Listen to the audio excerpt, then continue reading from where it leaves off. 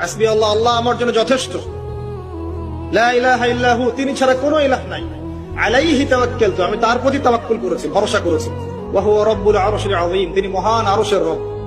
এই কথা যে বলবে সকালে 7 বার, সন্ধ্যায় 7 বার, দুনিয়া আখিরাতের যে কোনো প্রয়োজন আল্লাহ পাক পূরণ করে দিবেন ইনশাআল্লাহ।